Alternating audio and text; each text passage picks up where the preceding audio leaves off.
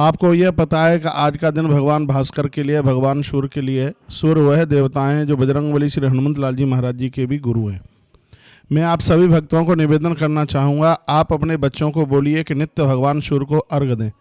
भगवान सूर्य को अर्घ देने से मेधा, प्रज्ञा और स्मृति, ये तीनों शक्ति की जागृति होती है। लोग प्रभावशाली बनते हैं भगवान सूर्य की आराधना करने से। हमारे देश में पूज्य महाराज श्री जी स्वामी विवेकानंद जी महाराज जी भगवान भास्कर के बहुत बड़े पुजारी थे। 1008 बार प्रणाम करने के तत्पश्चात ही वह जल पिया करते थे। जब जब आज उनकी कोई जयंती मनाई जाती है तो भगवान सूर्य के बारे में बोला जाता है।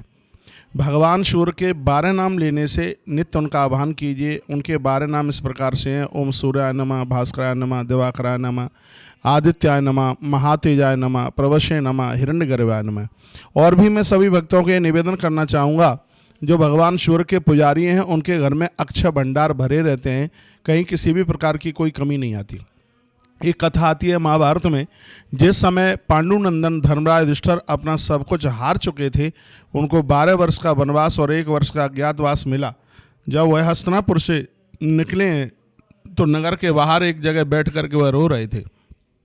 चारों भाइयों ने पूछा, भैया आप क्यों रो रहे हैं? प्राणों की आहुति डाल करके भी आपकी सेवा होगी तो हम करेंगे, आप बोलिए तो सही। तब धर्मराज युधिष्ठिर की आंख में आंसू आ गए और अपने अनुजों को कहा कि आज मुझसे हस्तिनापुर और इंद्रप्रस्थ छूटा है। मैं इस बात से दुखी नहीं हूँ, मैं दुखी इस बात से हूँ कि मैं नित्य 10,000 ब्राह्मणों को भोजन कराता था और आज वह मेरा संकल्प खंडित हो रहा है। मुझे इस बात की बड़ी वेदना है, चिंता है। इसी क्षण में वहाँ पर भगवान वेद व्यास प्रकट हो गए और भगवान व्यास ने कहा कि हे धर्मराज युधिष्ठिर, तुम भगवान सूर्य की आराधना करो। ऐसे भगवान भास्कर हैं जिनका आवाहन वंदन करने से भंडार अक्षय भरे हुए रहते हैं। तत्पश्चात धर्मराज युधिष्ठिर ने भगवान सूर्य का आह्वान किया। भगवान सूर्य प्रकट हुए और भगवान सूर्य देवता ने धर्मराज युधिष्ठिर को एक अक्षय पात्र दिया और ये कहकर कि जब तक तुम्हारे घर की स्त्री भोजन नहीं करेगी तब तक इस अक्षय पात्र का अन्न कभी समाप्त नहीं हो सकता। और उस अक्षय पात्र के द्वारा वनवास की यात्रा में भी धर्मराज युधिष्ठिर नित्य 10,000 ब्राह्मणों को भोजन कराया करते थे। उनकी कुटिया से कभी कोई खाली हाथों नहीं जाता, कोई भूखा प्यासा नहीं जाता। ये उस अक्षय पात्र की महिमा थी। ये अक्षय पात्र भगवान सूर्य ने दिया। भगवान सूर्य इतने बड़े प्रभावशाली हैं, इसलिए तो माता अंजनी ने कहा, हनुमान यदि तुम्हें सर्वोच्चता प्राप्त करनी है तो पहले कोई गुरु धारण कीजिए। हनुमान जी ने पूछा, माँ मैं किससे शिक्षा लूँ? तब माता अंजनी ने कहा, बेटा तुम भगवान भास्कर सूर्य के पास जाइए और वही तुमको ज्ञान संदेश देंगे।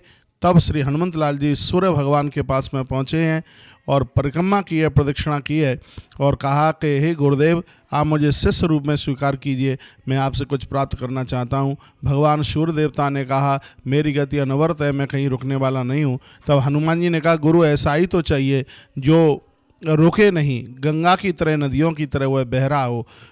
मैं आपकी तरफ मुख करके पीठ पीछे करता हुआ और मैं आपके उस ज्ञान स्रोत का भागीदार बनूं, यह कृपा कीजिए। भगवान सूर्य का रथ चलता रहा। हनुमंत लाल जी ने जब उस ज्ञान को प्राप्त किया है और वो इतना अद्भुत ज्ञान था, हमें और आप सबको समझ लेना चाहिए कि सूर्य भगवान का जो देव ज्ञान है वो अंजनी के पुत्र को हनुमान बनाने वाला है। आप भी अपने पुत्रों को बोलिए, भगवान सूर्य को नित्य अर्घ दें, उनको वंदन करें, उनको प्रणाम करें, 12 नामों से उनकी प्रार्थना करें।